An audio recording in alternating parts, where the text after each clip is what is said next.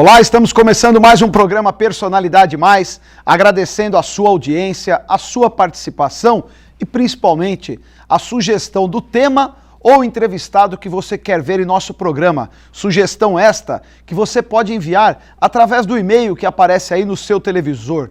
Você ouviu falar de um assunto, quer ampliar os seus conhecimentos ou não, você quer ver alguém aqui ao meu lado? Mande a sugestão. Será um grande prazer a equipe da TV Mais ir atrás e procurar aquilo que você quer ver em nosso programa. Hoje eu tenho o prazer de receber ela, que é escritora, psicóloga, tem uma ampla biografia, Ana Paula Puga. Ana Paula, muito obrigado pela presença em falar de um tema que eu fiquei profundamente seduzido, criando filhos e liderando equipe. Muito obrigado. Obrigada eu, Orlando, pelo convite. É uma alegria estar num programa onde nós já somos telespectadores. Muito obrigado pela audiência, muito bom. Todo mundo lá de Continue. casa. Para falar desse tema que realmente surgiu de uma paixão, porque são dois temas realmente apaixonantes e muito relevantes. A formação da Ana Paula, experiência em diversas esferas da vida pessoal, profissional, familiar, psicóloga pela Universidade Metodista, executivo coach pelo ICI, fez MBA em Gestão Estratégica de Pessoas e também é professora convidada para o MBA, o BI Internacional na matéria de Técnicas e Apresentação.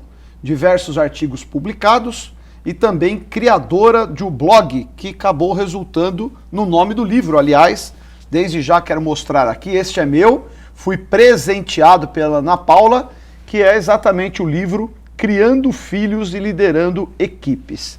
Eu não posso fugir. O que é mais difícil, criar filho ou liderar equipe? Tudo depende do ponto de vista. Politicamente correta ela foi. Pensando que o ponto de vista é uma vista a partir de um ponto, né? Sempre. Se a gente pensar na questão do problema, então um filho teimoso, às vezes é mais fácil um colaborador... Ela tem filhos da mesma idade que o meu, então eu também vou tirar vou absorver experiências aqui. Mas filho é um grande desafio. Muito. E eu percebo porque quanto maior vai atingindo a idade, mais eles vão tomando dimensão da vida, do mundo, começam a exigir mais. Eu fiquei impressionado. Meu filho de 7 anos, já é ele que escolhe a roupa. Não quero essa bermuda. Ontem eu fui trocar ele pra gente almoçar. Não quero essa bermuda. Eu quero outra roupa, não gosto dessa cor. É normal. E aposto que a filha de 5 opina. Não, de 5 é pior. Ou põe o que ela quer ou ela não sai e chora. Além de um fator novo que tem, que é essa geração digital, né? Touch, né? Touch, né? Eles aprendem Sim. na mamadeira, vem o conhecimento. Acho que vem algum microchip na hora, né? Não é possível. Não, criar filhos, a gente faz até uma brincadeira que é que nem jogar videogame. Você passa uma fase, fica feliz, mas esquece que a fase seguinte é sempre pior. É mais difícil ainda. Boa. Essa eu não conhecia. E você conseguiu conciliar, aliás, eu não tive a oportunidade, fui presenteado com o livro agora, vou ler aí na primeira oportunidade. Mas a vida, a convivência com os filhos te deu um aprendizado em liderar equipe ou o inverso? Liderar equipes, você que tem formação em RH, te deu uma disciplina, um aprendizado de como criar os filhos. O que veio primeiro nessa lógica? Sim, o primeiro papel foi o de liderança. Eu já era profissional quando os filhos chegaram. E é exatamente esse caminho que eu comecei a fazer, isso que inspirou o material. Licença maternidade do primeiro filho, afastada da organização. A gente sai da empresa, mas a empresa não sai da gente. E aí a cabeça na equipe, e os problemas de casa surgindo. E o primeiro papel veio assim como um subsídio fantástico e riquíssimo para a gente conseguir lidar com as situações novas, porque filho não vem com manual de instruções. Descobre na hora que chega. Descobre na hora, né? A gente dorme... Por mais que a mãe ensina, ajuda, mas... A sogra... Vó é pra hora boa, né? Sim, minha mãe que fala, vó é pras melhores horas. As horas que chora, que tem diarreia, que tem cólica, que tem que levar pro hospital, isso é do pai, isso não é do avô. Chorou, devolveu, Chorou, devolve, né? E aí a gente dorme filho ou filha e acorda mãe ou pai... E você tem que descobrir meio na raça como que você lida com algumas situações, ainda que você tenha algumas ajudas, mas não é 24 horas e não pode ser, porque a gente tem que criar maturidade no papel. E a ideia é exatamente essa, né? Se você se tornou pai ou mãe antes de ser líder, o que de bacana você aproveita isso no seu outro papel de liderança e vice-versa. No meu caso, foi o contrário, né? O segundo papel da maternidade e o primeiro como líder. E qual a melhor idade? Como que você busca esse entendimento da hora de usar essas experiências? Porque 1 aninho, 2 aninhos, não compreende, não entende. Quando começa de 3 para cima, acho que começa a entender. Essa é a idade? Tudo começa, na verdade, com o seu relacionamento com o seu Ou parceiro. você com a tua doutrina, quando você ia dar mamadeira, silêncio, agora é hora de tomar mamadeira, não é desse jeito, por favor, cale-se e alimente-se. É assim que você fazia? Já pensou se ele obedecesse? Você imagina se ele A gente até pensa em falar, mas ele não... Isso não está no manual, né? Não tem jeito. Mas a relação, o bacana, Orlando, é a gente já criar uma atmosfera familiar, uma dinâmica familiar para que esse filho, essa filha já chegue e se integre à dinâmica, né? Não o contrário. A dinâmica não pode se adaptar à criança 100%, mas a criança se adaptar à dinâmica que existe. Então, por isso, o seu diálogo com o parceiro nesse momento já é algo que vai acontecer antes do filho entender o papel dele na família, porque realmente isso vem com Mas quando você começa a pôr, não sei se é o melhor termo, impor as disciplinas. Rotina. Rotina. Isso. Desde muito cedo, até com as mamadas. O filho não pode mamar a hora que ele quer, né? Então, se o médico, você sempre tem que ter uma base. Vamos supor um médico, um pediatra, que ele vai te dizer assim, olha, você tem que alimentá-lo de 3 em 3 horas. A criança é faminta e quer mamar de meia em meia hora, né? Não dá. Você seguia a risca de 3 em 3? A risca, né? E no Podia meu caso, ficar chorando? Então, no meu caso foi o contrário, porque ele não queria comer, ele só dormia. Aí você tinha que insistir acordá-lo. 3 Exatamente. Os dois? Né? Os dois. Ela já foi de 3 em 3 horas, era bem comilona. Quem é mais velho, o menino ou a menina? O menino é mais velho. O menino? Menino. É igual em Como casa, o seu, então. exatamente. O A mesma diferença, 7. E a menina tem 5. Exatamente. Então a rotina já começa quando ele chega na sua casa. Como eles chamam? Mateus e Maria Vitória. Mateus e Maria Vitória. E aí a rotina desde sempre, desde sempre. E se a família já tem o hábito de ter uma rotina, é muito mais fácil. Por isso que eu digo, né, se você já tem essa estrutura... A sintonia marido e mulher é fundamental? Fundamental. Um dos capítulos do livro, 2 dos capítulos, fala sobre delegar. A mulher, né, as mulheres que me perdoem, mas realmente isso é uma confissão, tem a tendência de centralizar porque acha que a gente vai entender o bebê melhor do que o pai. Chega uma hora que você escuta das amigas, Ana, não estou aguentando mais, eu estou sobrecarregada. E aí, se a gente for observar essa dinâmica, ela está sobrecarregada porque ela escolhe, né? Não contar com... Isso é até inconsciente. E o marido pode ser um parceiro fantástico nisso. Isso é uma das descobertas que tem em 2 das histórias do livro, de quando eu resolvi delegar algumas funções, o banho, né? Que eu pensava assim, puxa, ele vai afogar, né? Ele vai virar para lavar o bumbum, ele vai afogar a criança, né? Ele não fez o cursinho Até você criar coragem e falar, até pode criar dar e banho. delegar, porque senão a gente não dá conta, né? Então o marido é um grande parceiro, como numa empresa. Você tem os seus pares, não tem? Você tem os seus parceiros, você delega, para a gente poder ir agregando todas as funções, porque realmente hoje Quais as semelhanças entre filhos e liderar? O que tem de parecido assim? Eu vou usar um pouquinho do que o Cortella fala pra gente numa obra, num livro dele, que é qual é a sua obra, né? A obra no sentido de o que você constrói, naquilo que você se vê, aquilo pelo qual você é responsável, né? Ter filhos e uma equipe é uma obra, você tem esse papel. Ser pai, ser mãe e ser líder não é só título, a função, né? É descrição de Aliás, cargo. Normalmente os que têm o título não lideram. Exato, né? É pela autoridade, né? E outra não coisa, pelo autoritarismo, né? Exatamente, né? É pelo... Aliás, eu vi aqui rapidamente, eu estava folheando, tem um capítulo aqui que me seduziu, eu adoro essa frase. Não dê ordens, dê exemplos. Isso, não dê ordens, dê exemplos. Exatamente. Achei fantástico, tá aqui, ó. Não dê ordens, dê exemplos. Isso, porque essa é a ideia, né? E a outra semelhança é porque como pai, como mãe, como líder, nós temos que ser educadores de pessoas e cuidar, desenvolver, até que essas pessoas, filhos, colaboradores, criem autonomia para fazer as coisas sozinhos. Essa é a ideia. Que eles não dependam da gente para sempre, eternamente, né? A gente não diz isso, os filhos são para o mundo, e que filho você está entregando para esse mundo? Os colaboradores hoje também, né? Ele vai levar o histórico, né? A marca registrada num currículo, numa experiência. para as outras organizações, para o mercado, para os clientes, para os fornecedores, e que funcionário é esse que você está entregando? Quanto de autonomia você criou e quão bem ele faz aquilo? Você tem o risco, hoje o turnover, agora com a crise econômica, diminuiu um pouco, pelo contrário. Hoje quem está empregado está relutando para se manter, e a atividade desta, seja qual for, do varejo, da indústria, mas o turnover em momentos de economia aquecida era muito alto, quer dizer, não tem essa preocupação do patrão falar assim, pô, mas eu vou capacitar tanto esse sujeito, quando ele estiver bom ele vai embora?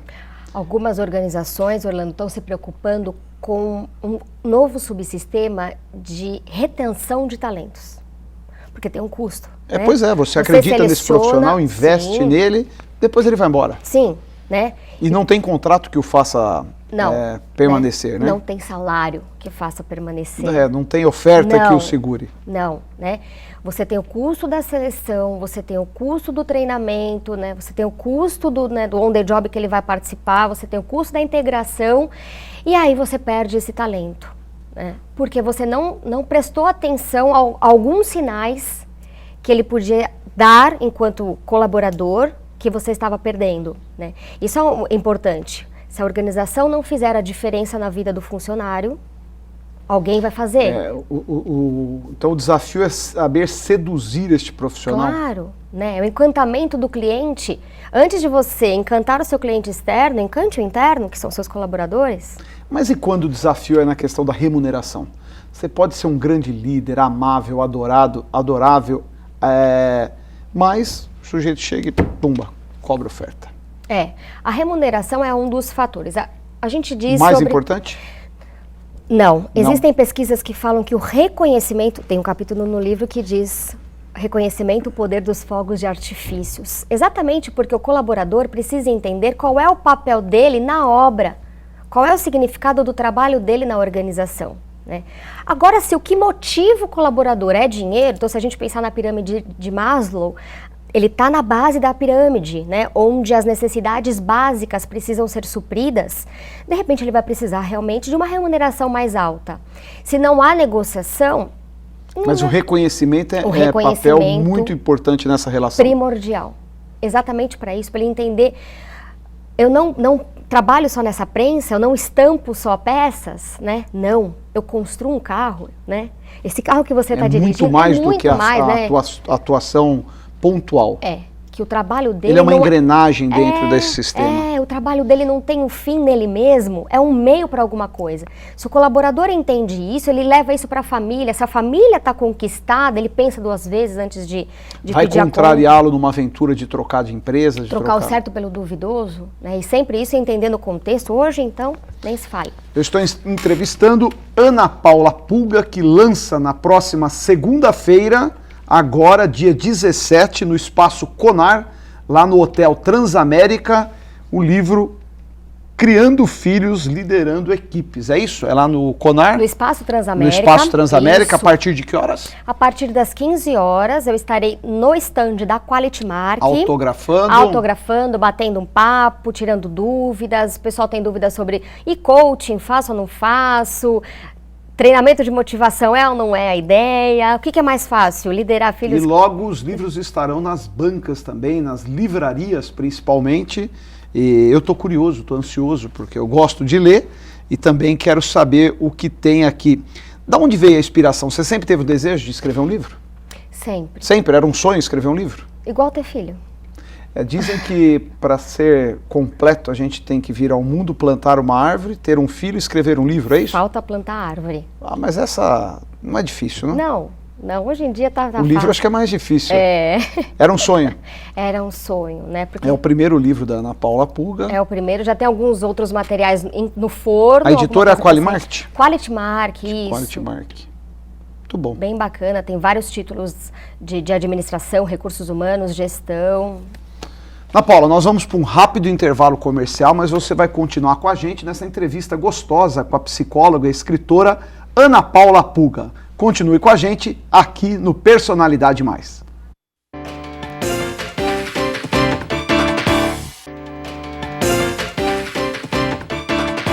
Estamos de volta com o programa Personalidade Mais, que recebe a psicóloga, escritora Ana Paula Puga. Primeiro bloco, nós tivemos a oportunidade de apresentar o livro que estará sendo lançado no próximo dia 17, segunda-feira, no Espaço Transamérica, lá no CONAR, livro aqui Criando Filhos, Liderando Equipes. Falamos bastante de um pouco do que tem aqui dentro. Agora, mais do que nunca, o desafio de liderar equipes em um momento e que eu tenho até evitado em falar o termo crise, parece que quanto mais você fala, mais crise você gera, né? Parece que é um contágio negativo, mas é uma dura realidade. Aqui no Grande ABC, as demissões estão ocorrendo em massas em todo o segmento, principalmente a indústria automobilística, a indústria de autopeças. Qual o papel do líder neste momento, Ana Paula? Qual é o grande desafio? Olha, Orlando, nesse momento, o livro ele traz capítulos que são competências, é o que a gente chama de competências transversais. E esse momento, mais do que nunca, como você colocou, é o momento do líder apresentar sua capacidade de adaptabilidade. Então a crise pode ser uma grande oportunidade de você puxar um freio de mão, de você plantar alguma coisa para colher num futuro, para você praticar comunicação mais aberta e clara com seus colaboradores. Mas você está me fazendo lembrar uma máxima aqui de que toda vez que tiver alguém chorando, vai ter alguém vendendo lenço e faturando. Não é bem essa a regra. A realidade hoje está muito mais... Sim, né? Tá muito difícil a gente perceber que as pessoas, né? Eu não estou percebendo nenhum líder muito feliz com essa situação. O que eu tenho percebido muito, inclusive nos processos de coaching que a gente está fazendo muito, isso tá bacana, está fazendo muito porque os líderes precisam desse suporte para desenvolver as competências específicas deste contexto, é exatamente essa conversa. Ana, a gente tem sentido os colaboradores muito próximos a nós. A nossa organização.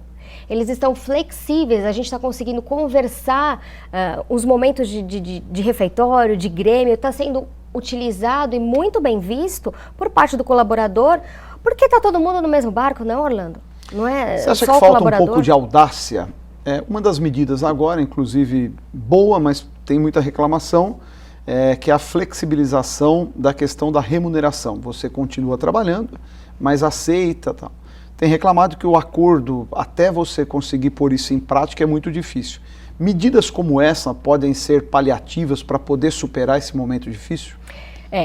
Todas as medidas neste momento, né, antes de mais nada, todo o planejamento, a gente falava disso antes de começar, o planejamento de todas as ações, de alguma demissão, de um plano de demissão voluntária, você precisa fazer, assim, muito, sempre que possível, com a parceria dos colaboradores. É um momento, por exemplo, eu estou vendo organizações criarem um comitê, explicar o que significa essa remuneração flexível, variável, uma negociação de pagamento para os colaboradores, porque muitas vezes eles podem resistir porque não entendem o que significa. Então essa conversa, essa proximidade e analisar os prós e os contras para a organização, né? Então a gente tem do lado da organização e do lado do colaborador, o que vai ao encontro de ambos, sempre de alguma medida, Orlando, nunca tomar só pensando de um lado. Qual o segredo para ter o diagnóstico de quem é um líder? Eu, proprietário de uma empresa pequena, como eu faço para identificar? São as atitudes, dar a liberdade para essa pessoa mostrar capacidade? Qual a técnica para falar, esse aqui é quem eu tenho que acreditar para ser o meu líder?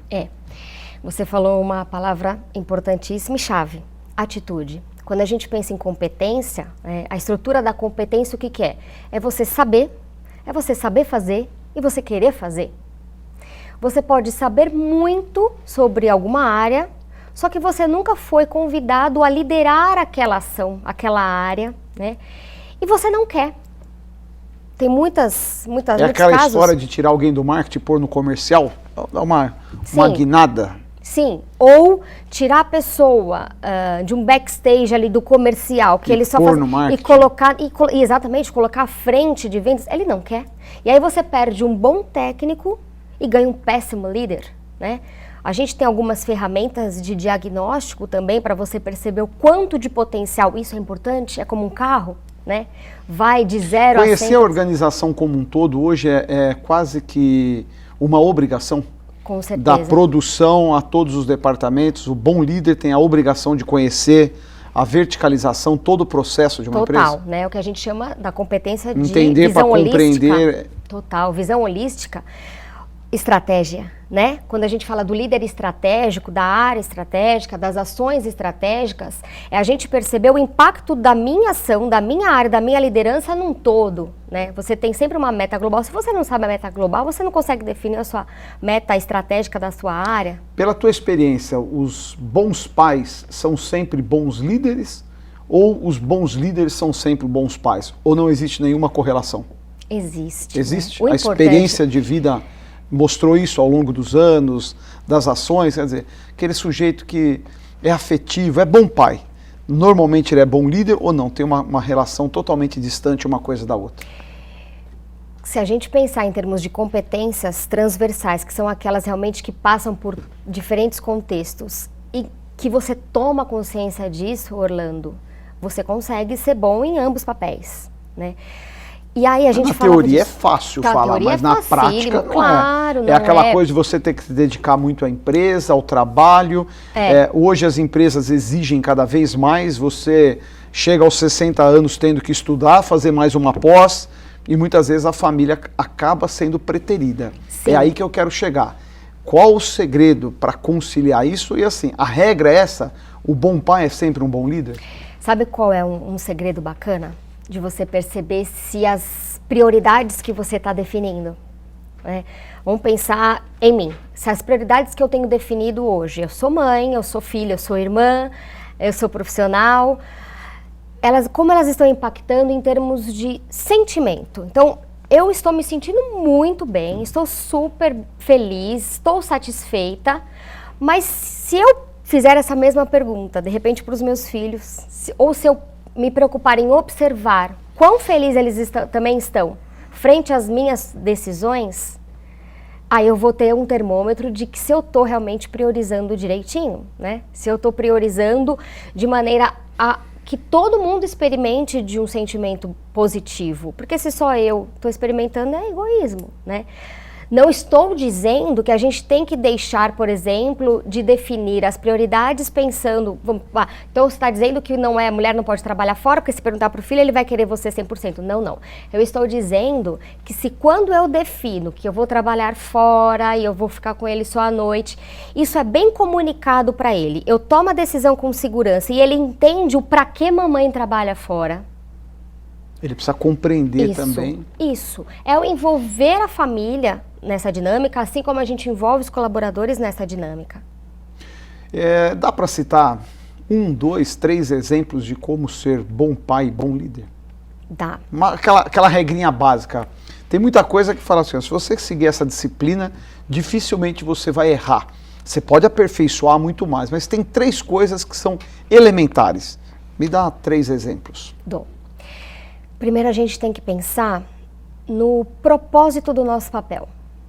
Para que eu desejei me tornar pai? Vamos pensar numa chegada de um filho planejado. Para quê? Qual era a minha paixão? O que brilhava o meu olho? O que eu esperava? Do mesmo jeito na liderança. Qual é o meu propósito? E quando eu digo propósito, Orlando, eu digo assim, para que eu sou pai? Para que me tornei pai? Para que me tornei líder de uma equipe? Quer dizer, não pode ser uma coisa, uma obsessão pela simples obsessão de liderar, ou simplesmente ser pai porque a vida disse que eu teria que ser pai, estou seguindo o mandamento de reproduzir, não é por isso, tem que ter propósito. Exatamente, você tem que ter um ponto A, um ponto B, onde estou, onde quero chegar, o propósito, o que significa aquilo para você. Tem que ter um significado. Aquilo que não tem significado não cria raiz na gente, né? Eu não entendo o que eu estou fazendo com aquilo. Some com o tempo, né? O que era para ser satisfatório perde o prazer. Exatamente. O filho vai se tornar um fardo, tirou minha liberdade, eu podia dormir até a hora que eu queria, eu tenho que sair, não precisava levar para minha sogra, para minha mãe e tal. E na liderança? A mesma coisa. Mesmo problema. Se torna um fardo. Eu fui pegar, eu podia estar saindo, passando o meu cartão às 7, 5 da tarde. Hoje eu tenho que trabalhar até às 10, acordar mais cedo. Levar trabalho para casa, exatamente. Então, o ideal é estar preparado para aquilo que você se propõe. Exato. Né? Eu sempre me questionar constantemente qual é o meu propósito naquela função. Depois, tive um problema? Tenho um problema, eu tenho que encarar esse problema, né? Pensar quando você já teve um problema parecido com aquele e buscar na sua própria caixa de ferramentas a competência que você usa ou como você já resolveu esse problema no passado. A solução não está fora, está dentro de você. Então assim, quando é que eu já me vi nessa situação, em casa, com a família ou no trabalho, e que eu já consegui resolver? E como é que eu resolvi? Como que eu resolvo agora? Né? E o terceiro... Soluções para as crises. Soluções para as crises, exatamente. Não se mergulhar nela, mas se dedicar a achar o antídoto e resolver o problema. Não postergue ele. Não empurra com a barriga, né? A gente fala isso, se popular. mudar de fase, vai piorar. Vai ficando cada dia mais forte. Isso. E aí uma terceira dica parece clichê, talvez não deixe de ser, mas é a humildade. A gente se perguntar constantemente se eu estou sendo o melhor pai para os meus filhos que eu poderia ser hoje, se eu estou sendo a melhor mãe que eu poderia ser hoje, se eu estou sendo o melhor líder para os meus funcionários que eu poderia ser hoje, né? E me perguntar qual é o meu papel nisso. Eu tive filhos para eu ser feliz ou para fazer pessoas felizes? Ou para fazer eles serem felizes, né? A minha paternidade é um fim ou é um meio para eu criar pessoas para serem felizes, para serem autônomas? A minha liderança é um fim ou é um meio para eu desenvolver colaboradores, para eu desenvolver novas competências, para eu multiplicar aquilo que eu acredito, né? Então a terceira dica é humildade. Então a primeira é: encontre sempre seu propósito. A segunda, resolva conflitos e situações, problemas da mesma forma como um dia você já resolveu, busca na sua memória. Perfeito. E o terceiro, humildade para sempre se perguntar: perto de mim as pessoas estão tão felizes quanto elas poderiam estar? A Ana Paula, além de escritora, psicóloga, também é palestrante. Você pode contratar a palestra dela na área de RH. Aliás, quem está acompanhando o programa desde o início, viu aí o conhecimento, o aprendizado e o que ela pode levar, transformar e melhorar a sua equipe, o seu negócio, a sua empresa. Seguramente a palestra é mais ampla, uma hora e meia. Hoje a gente está fazendo em 60 minutos, abre para perguntas, né? O programa, infelizmente, são apenas 30, então eu gostaria de poder transmitir uma palestra ao todo. Mas se eu chego para você hoje, Ana Paula, qual o motivo que eu te levaria para ser palestrante na minha empresa? A gente precisa pensar na criação de filhos, na liderança de equipes, como papéis de educadores. E a educação hoje é um tema super relevante, né? É nisso que a gente tem que pensar. O contexto pede seres humanos mais bem educados. E a gente está na liderança de famílias e de organizações. A motivação ainda é muito carente nas organizações? Muito, né? A descoberta dos fatores que te motivam, que motivam o colaborador, o líder, que motivam o pai, ainda é um desafio. Ainda é? Ainda é, né? Você é muito mais cobra do que elogia. Muito mais. E aí eu quero motivar sem entender o propósito. Aí você acha que está motivando e não está atingindo o objetivo. Não está. A gente só está olhando para um sintoma, a gente não está olhando para a causa. Esse é o problema. Via de regra, quando você vai fazer essa apresentação, você também quer conhecer a essência para quem você vai falar? Totalmente. Todas as palestras, a gente sempre privilegia a etapa de briefing. Eu sempre digo isso para o meu cliente: pode me briefar, me alimenta da realidade. Não é uma coisa única, não é uma palestra pronta, encomendada, que você sempre faz. Nunca, né? Ela se molda a realidade para quem você vai falar. Nós falamos, por exemplo, de criar filhos e liderar equipes para um grupo de professores, aí nós incluímos para lecionar para alunos, e que é fantástico. Então, o briefing é uma dica até para os colegas palestrantes privilegiarem essa etapa. Tá aí uma boa oportunidade. Quem quiser contratar a Ana Paula Puga, tem o telefone do escritório, a consultoria, qual o nome dela? Actus Solutions. Actus Solutions. Você vai levar a Ana Paula Puga e outros profissionais que também estão à disposição, sempre muito importante. Não é só pela oportunidade e pelo difícil momento que atravessa o nosso país, mas a motivação, estar melhorando, estar aperfeiçoando e principalmente motivando a sua equipe é sempre uma boa oportunidade e nunca estará fora de moda. Com certeza, né? Certamente. Ana Paula, muito obrigado. Infelizmente o nosso tempo acabou. Mais uma vez quero agradecer a sua participação. Agradeço eu, Orlando, sucesso, um beijo Obrigado. na família, um beijo a todos. E eu espero vocês lá, dia 17, próxima segunda-feira, no estande da Quality Mark e no Conar. É isso aí. A você de casa que nos acompanhou, o nosso muito obrigado. Lembrando que na próxima semana nós temos mais um encontro marcado aqui no Personalidade Mais.